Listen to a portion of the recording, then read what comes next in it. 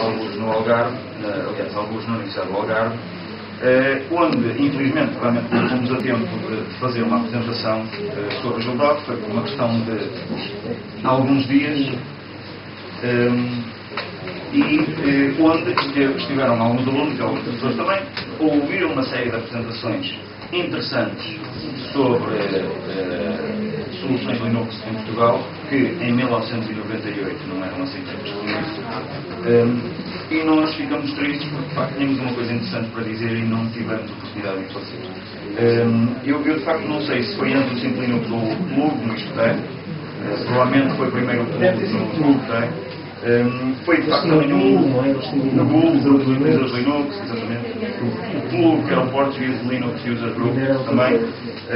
E, portanto, houve uma série de pequenos eventos onde fomos estando presentes e, basicamente, onde queríamos convencer as pessoas a darem uma vista de olhos a uma coisa nova que nós tínhamos criado e que achámos que era interessante, porque não existia nada, nem sequer parecido em Portugal.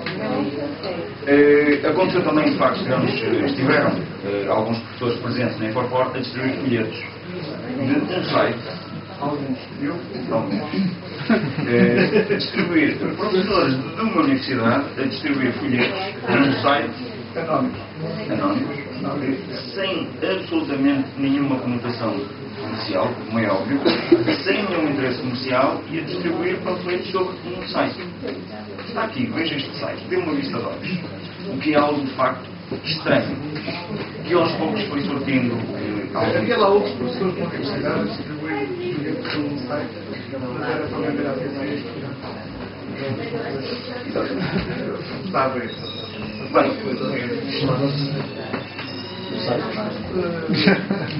não tem coisa para trás. Era o SAP.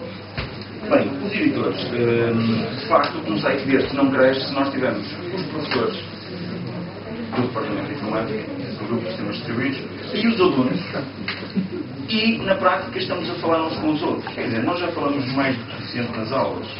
A certa altura, a novidade gasta-se e, olha, eu pus um artigo sobre não sei o quê, está bem, já li. Já foi ontem. E esgota-se um bocadinho. Então, rapidamente percebeu, precisamos de, para cativar mais público anónimo e não anónimo, portanto, mais pessoas a contribuir, a comentar, precisávamos de ideias frescas, de outras perspectivas sobre os assuntos que íamos apresentando. E, de facto, começamos a convidar alguns editores. Penso eu que foi o primeiro, foi o Paulo 300, alguns no Ispetec, que hoje em dia é diretor técnico e mais algumas coisas da Caixa Mágica, que na altura estava a começar o projeto do grupo de utilizadores Linux em Lisboa, no Ispetec, e que parecia na altura ser uma pessoa devidamente formatada para o que fazia sentido, ou seja, alinhada com os princípios e com os ideais que nós tínhamos como certos para nós. Pessoas que achavam que o Linux de facto devia ter um futuro e um futuro a sério. Houve também alguns, eu não tenho a certeza se foi neste evento do Ispetec ou se foi noutro, um CHBM, exatamente, que atirou alguns no meio de uma apresentação onde se falou sobre o Gildoc, e ele disse, isso não é nada parecido com o Slashdot, nem nada, pois não. E portanto alguém achou que era interessante convidá-lo, até porque ele tinha uma... Estava na telefone? Não. Agora não sei. Ele tinha uma opinião bem formada e interessante, alguns pontos de vista interessantes sobre estas questões. Foi feita, entretanto, uma jogada de mestre. Estava a ser criado o Portuguese Linux Users Group, aliás, mais propriamente o fórum, onde iam começar a ser criadas, da mesma forma que no Gildoc, alguns mecanismos de divulgação de informação e de criação de uma comunidade. Isto tinha um mês e meio, 2 meses, estava a ser criado por um tal de Paira, que por acaso também tinha saído da Universidade de Minho, e a jogada de mestres foi convidá-lo a ser editor do Gildoc, porque claramente com isso ganhou duas coisas. Primeiro um editor, que era algo interessante fora da universidade, e depois na prática matamos a parte do projeto do clube que poderia fazer alguma concorrência com o Gildoc. Com o passar do tempo foi-se enriquecendo a lista de editores, dependendo das situações em que se estiveram, das circunstâncias. Em particular, destaco o JMC e o José Sabrosa, que foram das pessoas que escreveram artigos com maior qualidade, sendo que nos Geodots, sendo que funcionavam sempre muito em resposta. Tinham alguma dificuldade em escrever um artigo, mas tinham extrema facilidade a responder a um artigo de alguém ou uma resposta que alguém tinha colocado. Portanto, era muito na reação. E, portanto, foi de facto enriquecer uma equipa de editores. Nós tivemos também o que hoje em dia provavelmente são um ilustre desconhecido, que é um tal Fernando Pereira, que ainda hoje é só o editor. Portanto, ele escreveu o primeiro livro sobre Linux em Portugal, que é um calhamaço deste tamanho, que continua a vivar para aí na 11ª ou 12ª edição. Eu sou a pessoa em Portugal que mais livros escreveu sobre software aberto, com a maior tiragem deste tipo. Entretanto, apareceu um utilizador normalíssimo a intrometer-se em algumas conversas, em alguns artigos, a mandar umas postas de pescada, e ele até tinha alguma piada de facto, continua a ter, uma forma muito própria de se colocar perante algumas situações, um bocadinho anarca, o que nesta situação é interessante. Como digo, e há os anarcas, e há muita gente que fica no meio, que é o Mário Valente. O Mário Valente foi de facto também uma aquisição importante, por várias razões. Curiosamente, acabou por acontecer que ele, ao contrário do que todos nós pensávamos, se envolveu a certa altura num cargo de responsabilidade muito formatado por uma pessoa anárquica, absolutamente anárquica, que na empresa dele entrevista potenciais colaboradores deitado num sofá, e ele a certa altura foi trabalhar para o ITIS, portanto com um cargo de enorme responsabilidade. Um diretor com responsabilidade do ITIS. De qualquer forma nunca deixou essa posição algo anárquica e ao mesmo tempo interessante. Eu lembro que foi mais ou menos nesta altura que nós fizemos o primeiro encontro de editores do Geodots em Aveiro, na casa de um deles, do Mário Gamito, e onde, algum tempo depois, eu não me lembro se foi 2 anos ou 3 anos depois, de facto, conhecemos em pessoa as pessoas com quem nós, durante 3 anos, trocávamos ideias através de um fórum. E que nunca tínhamos visto a fotografia, porque não se esqueçam que não havia os Facebook e afins, e obviamente eu não vou pedir a fotografia. E algum desses da privacidade, nem inscrever-se num site aceitável, nem a para toda a fotografia. E como é óbvio, também não pensaria em pedir uma fotografia a outro homem, para identificar ou qualquer outra coisa, na loja.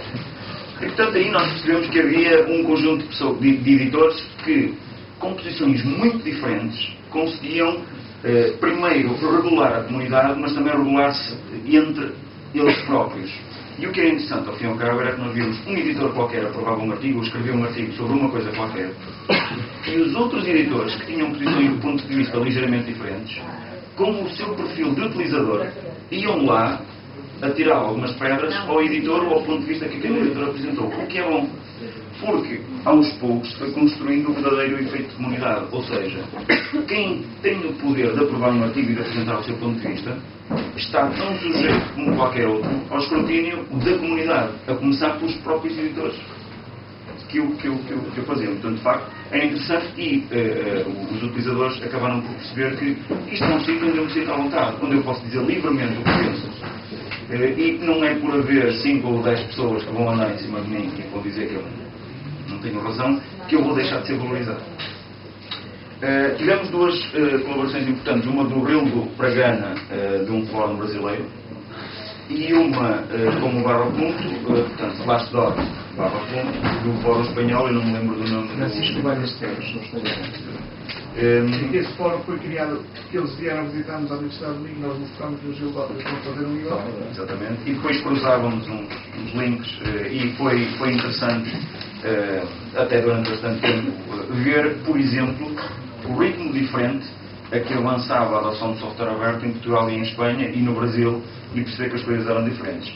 Hoje em dia continuamos a ver essa diferença. Não é? Nós vemos ali, há umas províncias em Espanha que estão muito avançadas, e portanto nós andamos a comparar com o que é que nós somos. Já na altura havia diferenças grandes e importantes, e portanto utilizamos de facto esta parceria para perceber como é que as coisas funcionavam. Bem, Continuando, nós temos a certa altura um problema complicado. O Gil estava num servidor do Departamento de Informática da Universidade de Minho, do Grupo de Sistemas Distribuídos. Estava nesse servidor, estava na rede da Universidade, utilizava os recursos da Universidade, eletricidade da Universidade. E o que é, de facto, complicado.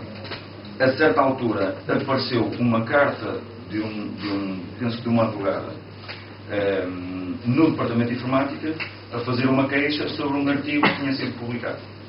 E a pedir explicações, justificações, e inclusivamente a dizer que a pessoa que tinha publicado o artigo que deveria ser impedida de aceder ao servidor, até mesmo fisicamente. Era um servidor que até estava lá, alguns numa sala do Departamento de Informática, onde obviamente era difícil impedir um professor de aceder ao servidor. Ora, ainda que o Departamento de Informática não colocasse qualquer problema em fazer a resistência devida a essa queixa, ao mesmo tempo, o que um conjunto de editores percebeu é que, se calhar, a Universidade não é o sítio certo para ter um fórum deste tipo, porque a Universidade não pode estar sujeita a situações deste tipo, não pode ter de se defender legalmente de coisas sobre as quais não tem que se defender, porque supostamente poderia, por exemplo, ser colocado em causa o direito de expressão. A Universidade não tem que receber cartas de advogados e pagar dinheiro para poder ter a defesa. Portanto, nessa altura, foi de facto decidido que se poderia pegar no Gildov, tirá-lo da rede da Universidade, dos servidores da Universidade, e foi colocar alguns no data center, no norte de Portugal, num servidor. Entretanto, lá está, se o Gildov se chamava Gilda e o Minho PT, tinha naturalmente que deixar de se chamar qualquer coisa o Minho PT, porque não podia defender, quanto mais não fosse pelo domínio. Então, de facto, foi registrado o domínio gildov.org. O Gildov funcionou durante algum tempo neste data center, neste servidor, mas naturalmente que apareceram os primeiros incidentes, o que abandonou um bocadinho a comunidade. Nós tivemos alguns editores que sempre conseguiram apresentar os problemas sob um ponto de vista curioso. E eu vou-vos mostrar um artigo onde